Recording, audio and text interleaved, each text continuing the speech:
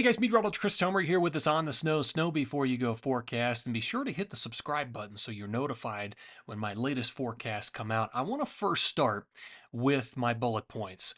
We have an active pattern. It's going to start out west and then it's going to move towards the northeast by Thanksgiving. So everything's going to move from west to east. And here are the dates. So we've got the first storm system rolling through a lot of the Intermountain West, especially Utah, Wyoming, Colorado, into the 25th, with kind of a light to moderate accumulation, kind of like an appetizer snow, because the bigger storm's coming after that.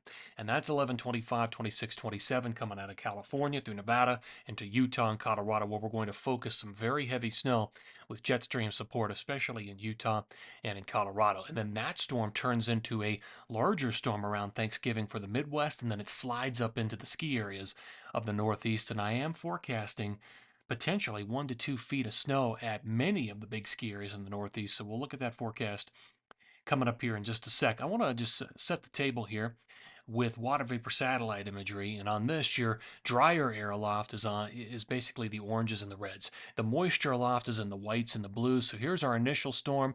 That's the one that's sliding through a lot of the Intermountain 24, 25. The bigger storm's right here. This one's going to bring the entire trough, the whole dip and the jet with it, and that one's going to slide into California and then set up the flow for Nevada, Utah, and Colorado 25, 26, and 27, and then turn into a storm system for the Midwest and the Northeast down the road. All right, I want to show you my spider chart. Odds of best snow. This is where you're going to find the best snow over the next 7 days. And it's basically a flip-flop from what we looked at last week. Now it's Utah, it's the Wasatch, it's basically all the zones of Colorado, it's the Sierra, essentially. Those areas are higher, more purple on the web here.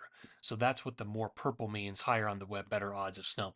And it's also the Northeast. It's Vermont. It's New York State. It's parts of New Hampshire and Maine where I'm expecting big snow out of the storm system. So those are the areas to focus on. And I want to show you this. This is a time height forecast. And the way you read this is, and this is a forecast for humidity in the atmosphere through all the vertical layers. You read this by the timeline at the bottom, and you actually read it from right to left, which is just the opposite of what you would normally expect. And this is for snowmass ski area in western Colorado. So the initial storm with the little blob of green is right there into 25. But then look at the wall of moisture coming late 25, 26, and 27 in Colorado, specifically here at Snowmass, and it goes through all of the layers. So all the layers are saturated. There's a lot of lift and transport throughout the atmosphere. An amazing contrast between a tiny storm and a big storm coming for Snowmass, and that's one of the reasons I'm forecasting so much snow across parts of Colorado.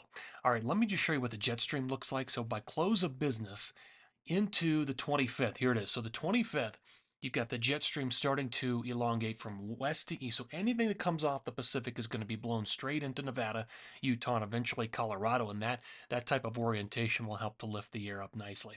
So here's Tuesday, same kind of thing. Now look at the jet stream all the way down through parts of Arizona and southern Utah. That's also going to help everything on the north side into the Wasatch, the High Uintas, and Colorado, all the way through the 27th and into the 28th. And all that moves away. Tiny little storm comes out of the southern tier. That moves through. Then we're back to some high pressure ridging across the west coast through early December.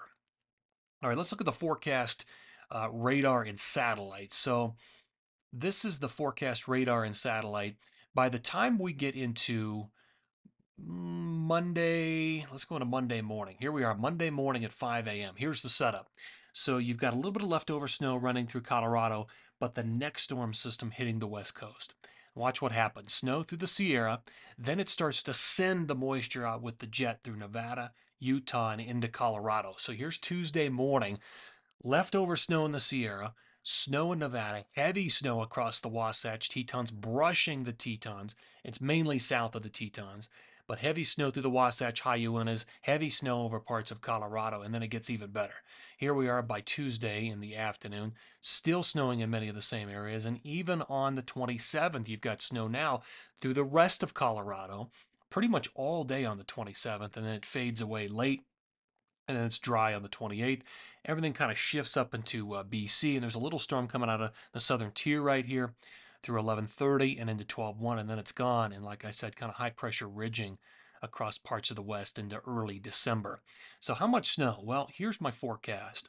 And this will be 11:25 all the way through 12:30. But most of what you see in Colorado and Utah, and also most of the Mammoth area, that actually falls early in the period, 25, 26, and 27 through that corridor from the Sierra into Utah and Colorado, where I'm forecasting 1 to 2 feet for Alta, Snowbird, Solitude, Brighton. Less as you go up to Park City and Snow Basin. In Colorado, 1 to 2 feet with localized pockets of 3 feet across parts of Colorado. So this is going to be a big one. A lot of targeting, a lot of lift, great moisture. And back in the Sierra, the really big stuff left over is going to be around Mammoth with potentially 2 to maybe even 2.5 feet of snowfall. Light amounts up to the north and to the northern tier, potentially 5 to 8 across the Tetons. Less as you go up to Montana, Idaho, and the Pacific Northwest. A bit of snow up there in the parts of BC, especially into the interior. Let's just look at the Northeast. This is an impressive period. So here's our storm system. And let me just look at the dates on this again. Here are my key dates for snowfall, the timeline here for the Wasatch, Tetons, Colorado, Tahoe, and interior BC. So you can see the storm system, the big one hits the Wasatch and in Colorado 25, 26, 27. Then on the 28th into the 29th, that's when that storm system hits the Northeast. And that's where we pick up these big accumulations. 1 to 2 feet across a lot of Vermont, New Hampshire, and Maine, anywhere in purple, and you can see it there. Mount Snow all the way up to Killington, Jay Peak to Sugarloaf to Mount Washington to Sunday River, Whiteface. Now Snow Ridge is a special example here. You're going to get snow on 28, 29, but you're also going to get snow from the 29th all the way into early December from lake effect snow. So it's really the lake effect snow that pushes you over the edge, that pushes you beyond 2 feet. So that's a special case right there for Snow Ridge. But guys, that's going to do it for this on the snow before you go forecast. This has been a great update. Lots of snow for parts of the west and also the northeast. Guys, take care.